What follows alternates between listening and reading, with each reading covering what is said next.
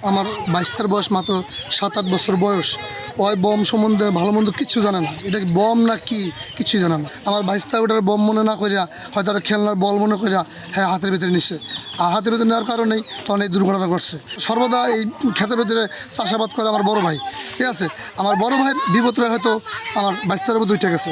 আমরা এর সঠিক বিশ্বাস চাই। আমার বাইশটার লাইফটাই শেষ, তার ডান হাতের কুসমিনা টোটালি পড়ে গেছে গা, ঠিক আছে। আমরা দেশবাসীর কাছে এর সঠিক বিশ্বাস চাই। এই ব্যবস্থা করছে আমাদের বিপক্ষ যে বাদিত পক্ষ আছে, আমাদের চাচা বারাক মাতবর, আবু আহমদ বোর, তাদের আমার এই জমির দ্বন্দ্ব। মেন দ্বন্দ্ব হলো আমাদের এই জমি জমা নিয়ে। আমার এই যে বিডি আমি পানার পর আমার ভাই ঢাকা থেকে আসছে 1 বছর ধরে, একটু অসহায় থেকে আমি এই বিডির চাষবাস আমার বড় ভাই করে খায়। এই যে দেখেন মরিচে লাগাইছে, আমি এবারে আসি না, আমার বাড়ি নদীর ওপারে থাকি। আমার বড় ভাইরা চাষবাস করে খায়, মাঝে মাঝে চাষ করতে আসলে আর হুমকি ধমকি দেয়, তো খেতে আসবি না, আসলে মাঝে ফেলাইমু, ঠিক আছে।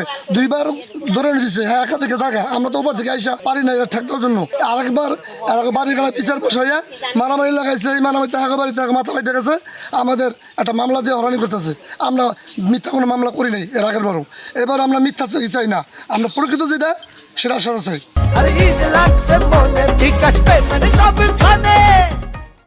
আমার সঙ্গে এই কাম হারা ছাড়া আর কেউ করেনি। আমি আসছিলাম ওপার আমার পোলার বাসায়, আমি বাচ্চা আসছিলাম না বাবা রে। 8-9 বছর যার ছেলে ক্ষতি হয়েছে, যার নাতি ক্ষতি হয়েছে, এরা কথা হলো যে আমাকে প্রতিপক্ষ এই কাজটা করছে। খুলতে গেলে পরে এটা বিকট আওয়াজের একটা বিস্ফোরণ হয়। বিস্ফোরণে তার ডান হাত প্রায় কবজি পর্যন্ত ছিন্নভিন্ন হয়ে যায় এবং বাম হাতেও অনেকটা আঘাতপ্রাপ্ত হয়েছে। তো তাৎক্ষণিকভাবে আমাদের এই সংবাদ পেয়ে আমরা ওকে হসপিটালে নিয়ে আসতে বলি। আমরা দ্রুত হসপিটালে যাই। হসপিটালে গিয়ে ভিকটিমের সাথে আমি কথা বলেছি, তার আত্মীয় স্বজনদের সাথেও কথা বলেছি। তো তারা যদিও এইভাবে ককটেল বিস্ফোরণ হয়েছে, আমরা প্রাথমিকভাবে এটাই ধারণা করছি এবং কিছু বক্তব্য আসছে যারা যে তাদের সাথে পূর্ব শত্রুতা আছে তারাও এখানে ককটেল রাখতে পারে, এরকম একটা ধারণা তারা করছে। তো আপাতত ভিকটিমকে আমরা দ্রুত চিকিৎসার জন্য ঢাকা চিকিৎসা মেডিকেলে প্রেরণ করেছি।